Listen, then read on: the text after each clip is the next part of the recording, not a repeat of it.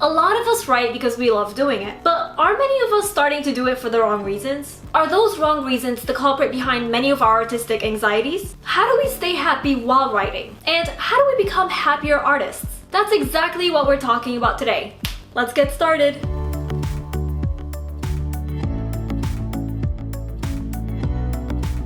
Hey guys, Nour here, and welcome back to my channel. For those visiting for the first time, hello! I'm the fantasy author of the novel Divinity Falling. If you haven't yet, be sure to subscribe for weekly writing advice videos. As you guessed by my title and intro, today's video is a bit different. Because today, we're not talking about the craft of writing, but rather how to be a happier writer. My inspiration for this topic is actually a podcast called The Happiness Lab by Dr. Laurie Santos. Dr. Santos is a professor at Yale University, and she shares a lot of scientific information about how we can achieve true happiness. She delves into many different aspects of our lives, from college grades to striving to earn more money. My cousin was actually the one who recommended this podcast to me 2 or 3 years ago. And being stubborn, it took me this long to get into this podcast. But now that I've gotten into it, I'm loving all the helpful tips and information. In fact, I've already finished the first season of the podcast, and I've only been listening for a few days. A lot of the things Dr. Santos talks about led me to think about my own lifestyle. In particular, my writing lifestyle. And I feel that some of my habits are not very healthy. So I wanted to share what I learned and hopefully help many of you be happier writers too. Though, before I share what I learned, I highly recommend you listen to the Happiness Lab podcast if you haven't already. No matter what you're struggling with in your life,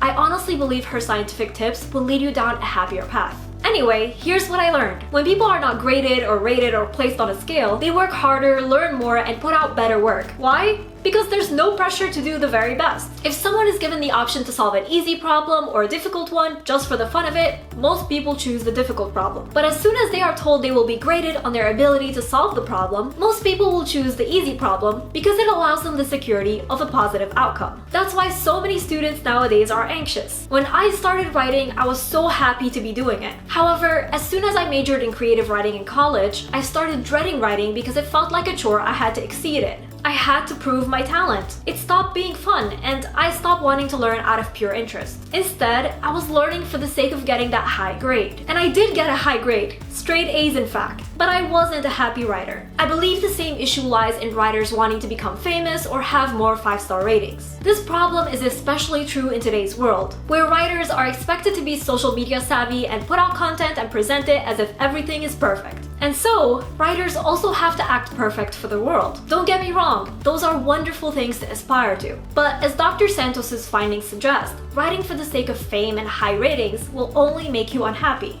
It puts pressure on you to succeed and eliminates your craving for the act itself. Which makes me wonder how many of us are struggling through writer's block because of these high expectations. Now, I know it's easier said than done, but having realized these bad habits, maybe we could write more for the love of writing again and less for money and fame. Again, I realize writing is many people's dreams. They want to have many readers and turn their writing into a full-time job. I totally get it, I'm with you there. And I mean, who wouldn't want their books to succeed? But maybe we're putting too much weight on these things instead of just enjoying writing like we used to do when we first started out. So let's try writing again without thinking too much about the success of the story. Write for you and write freely. Don't worry about what readers will think or how well the book will do once you publish it. Besides, research has found that successful people are those who are happier and less anxious. But happiness does take effort. So that's all I have for you today. I'd love to know, do you feel anxious when it comes to writing? Let me know in the comments. Again, I highly recommend listening to the Happiness Lab podcast. I listen to it on Spotify. If you're new to my channel, be sure to subscribe. I put out weekly writing advice videos that will take your story to the next level. Also, don't forget to follow me on social media to see what I'm up to from day to day and to chat with me. And before we go, I just want to give a quick shout out to Sarah Frayne, Lori B, and Alan J. Early from my shout outs here over on Patreon, as well as all my amazing patrons. Thank you all so much for your support. I really, really appreciate you. And remember, Nour for president!